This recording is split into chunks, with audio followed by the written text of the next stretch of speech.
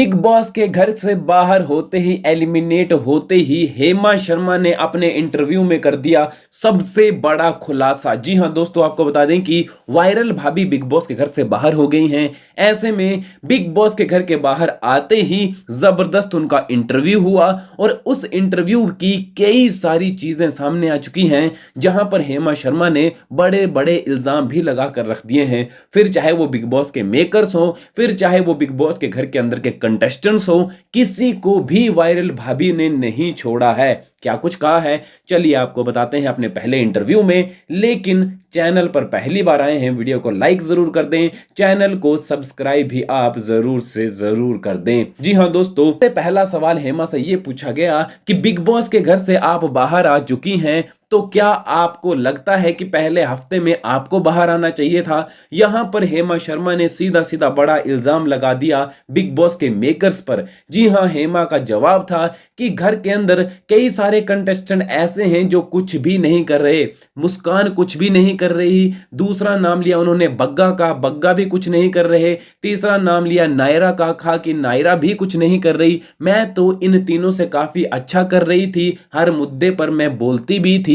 लेकिन big boss के जो मेकर्स हैं वो एक्टर को बचाना चाहते थे, मुझ जैसी छोटे इंसान को वो बिग बॉस के घर के अंदर नहीं रखना चाहते थे, इसीलिए मुझे बिग बॉस के घर से बाहर कर दिया है।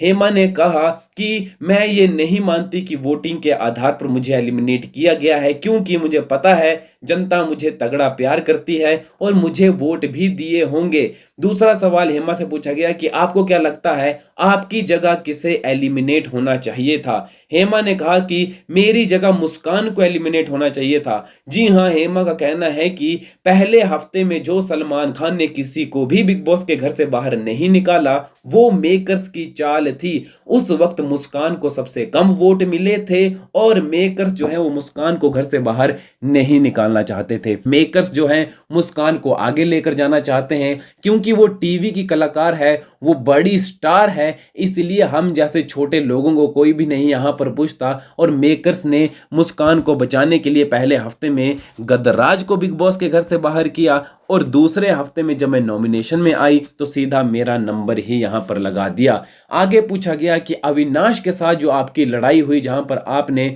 उसके आगे डांस भी किया, वहां पर आप क्या कहना चाहती हैं? हेमा का कहना है कि अविनाश जो है काफी घटिया लड़का है, काफी गंदा लड़का है। जी हां, बिग बॉस के घर के अंदर वो किसी भी लड़की की इज्जत नहीं करता है, वो लड़कियों को मारने के लिए आ जाता है। तो भाई वो कैसा इंसान है जो नेशनल टेलीविजन पर लड़कियों के सामने अग्रेसिव होता है, उसको मारने के लिए आ जाता है। तुमको भी मारने के लिए आ गया था। और मुझे तो जब मैंने डांस किया उसके बाद उसने मुझे दूध दिया। मतलब भाई तू लड़कियों को नचाएगा, उसे एंटरटेनमेंट लेगा, उसके बाद क्या तू उसे खाने पीने की चीजें देगा? तो कितना गलत बिग बॉस के घर के अंदर हो रहा है, ऐसा कहना था हेमा शर्मा का। और कहा कि अविनाश जैसा घटिया इंसान मैंने नहीं देखा और आज भी वो बिग बॉस के घर के अंदर बैठा हुआ है। अगला सवाल पूछा गया कि आपने बिग बॉस के घर के अंदर कौन सी गलती कर दी कि मेकर्स ने आपको निकाल दिया? हेमा ने कहा कि मैंने पहले ही हफ्ते में बड़ी गलती कर दी थी